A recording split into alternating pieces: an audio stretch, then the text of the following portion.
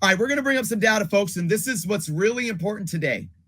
This is going to be very, very important today, and what I want everyone watching to understand here. Let me share my screen. Give me one moment. All right, folks, what you see here is a few things that we're going to break down.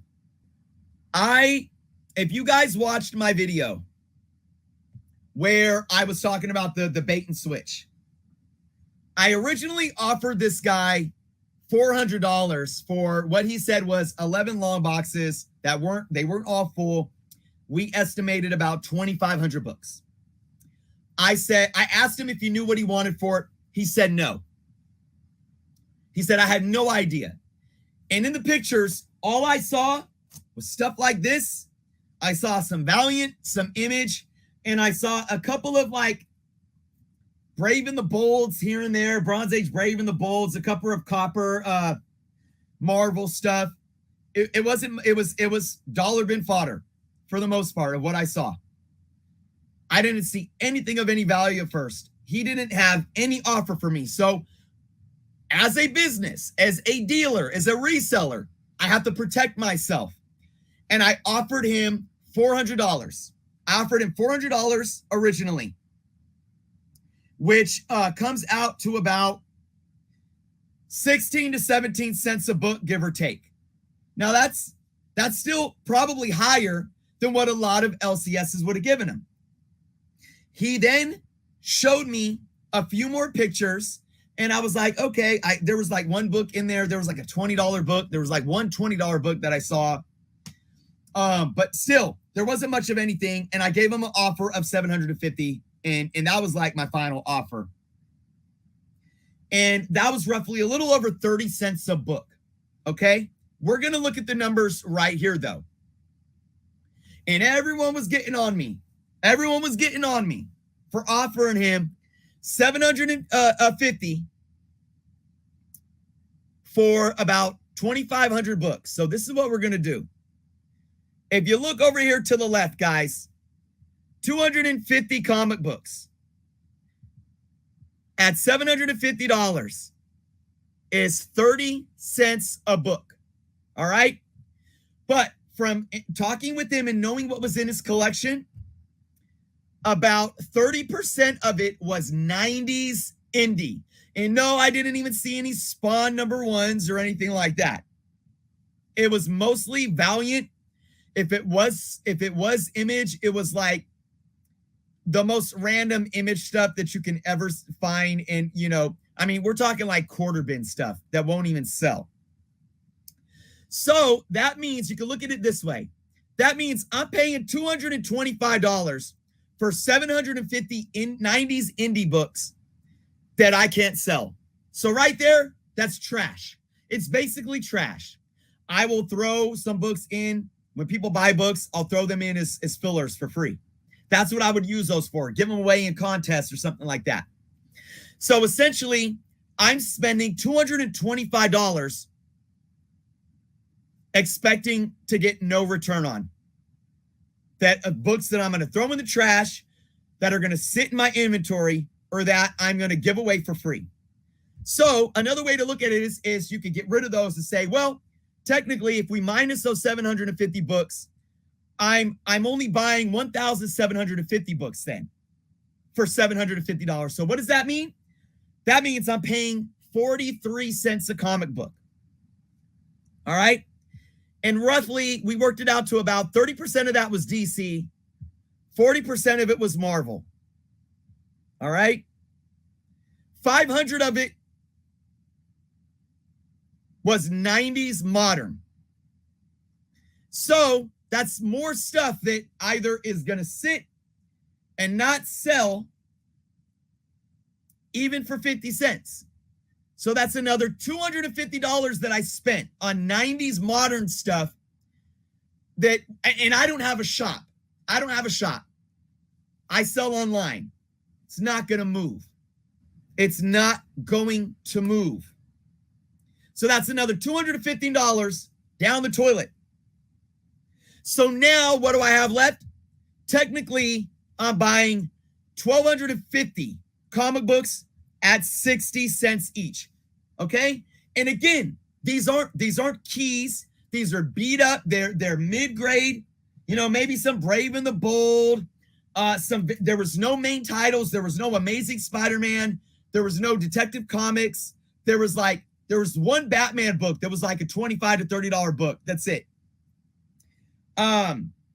There was Willow #1, which ironically got a little hot right now. That book's going for like $30. When before it was maybe a $5 book.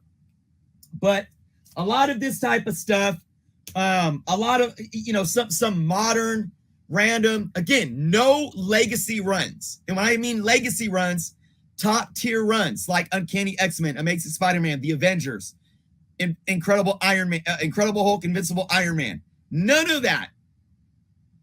So I'm paying 60 cents for that, for those types of books. Now let's look at a hypothetical here, folks. So we're going to look at this top line over on the top bar here.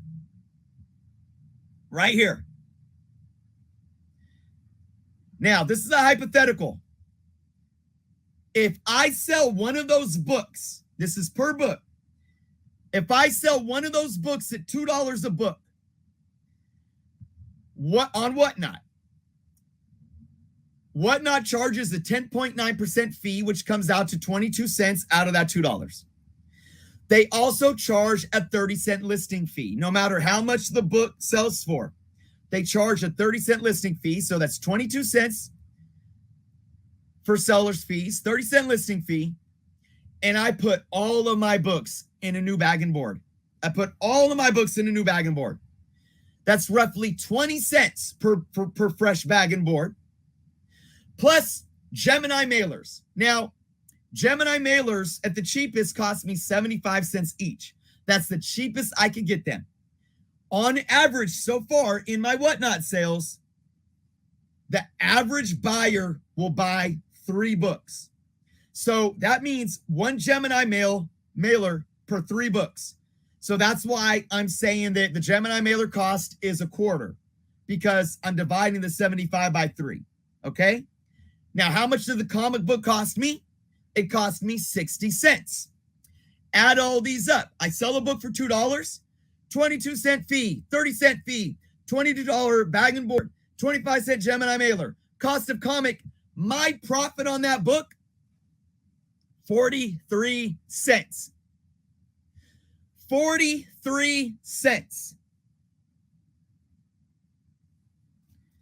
43 cents.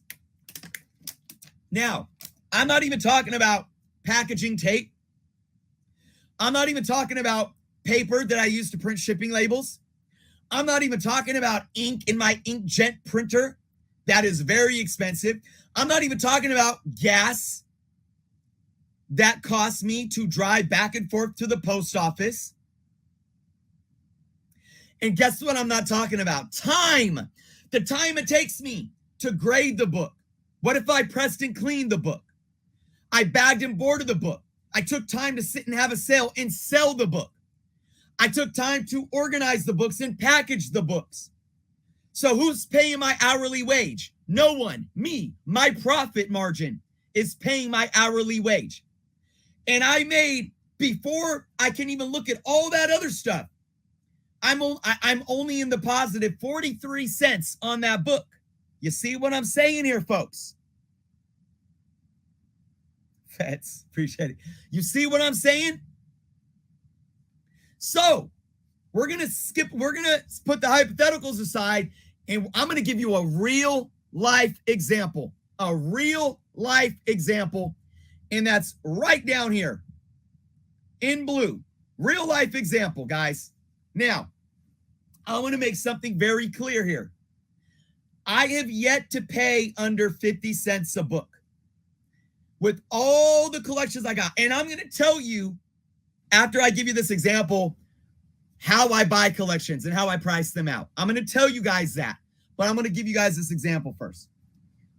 So for all of you telling me, you know, whose grandma are we ripping off or lowball this and lowball that, I have yet to pay under 50 cents a book. Actually, the last collection I bought, I think it was like 48 cents, came out to like 48 cents a book. So right there around 50 cents. And that was the lowest I ever paid for any collection. Let's take this. These are numbers from my last sale right here. My last Whatnot sale. These are facts. This is real, and I'm showing you guys. All right. Now, for the books that I had for this sale, I roughly paid about 90 cents a book. Some of the books that I was selling, I bought in a collection where I paid $2 a book. Yeah, a bit high, right? And some of them were from the one where I paid 48 cents. The majority of them were books that I bought it for $1 in a collection. So I rounded it out to roughly about 90 cents a book. It cost me 90 cents a unit. All right. So let's look at this.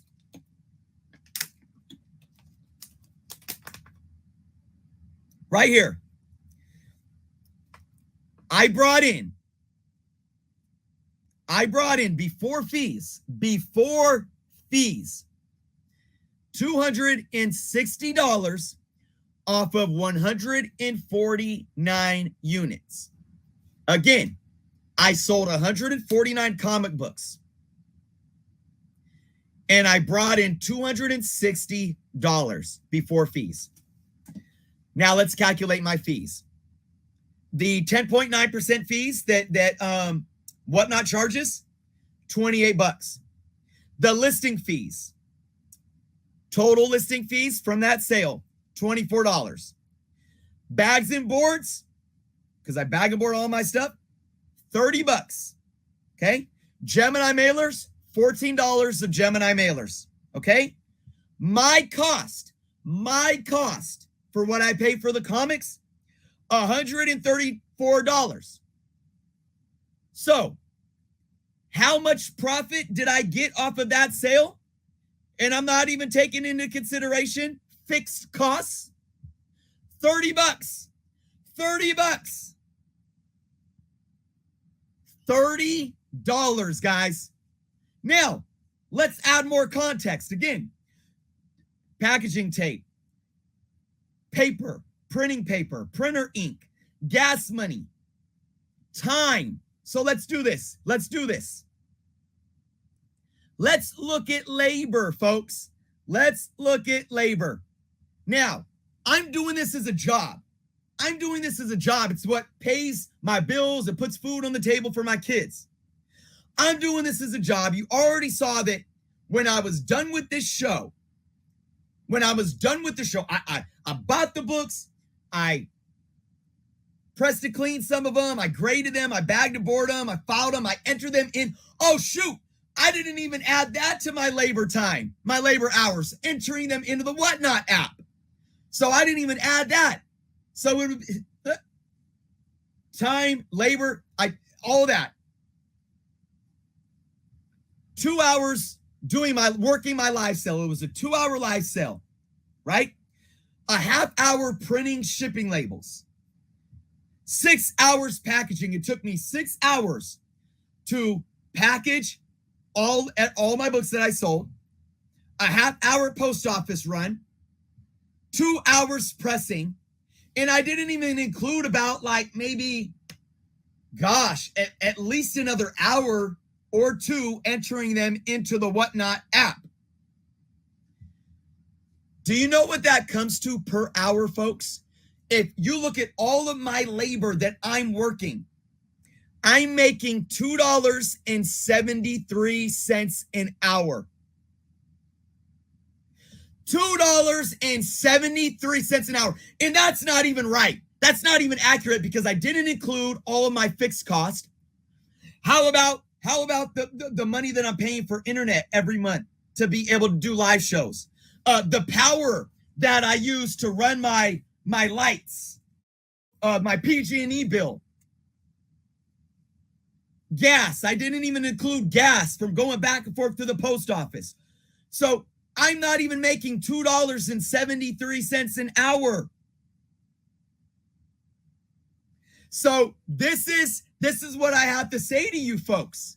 All of you folks that are out there saying, I can't stand these. I can't stand flippers and resellers, lowballing. And don't get me wrong, we could do a whole nother video on what's ethical and what's unethical. There are slimy people out there looking to get over on folks. And we'll talk about that a little bit today too. But to anyone out there saying, you're going to offer this guy pennies to the dollar, you know what my reply is? You know what my reply is, will be? Tell the guy wanting to sell the collection to sell them individually himself.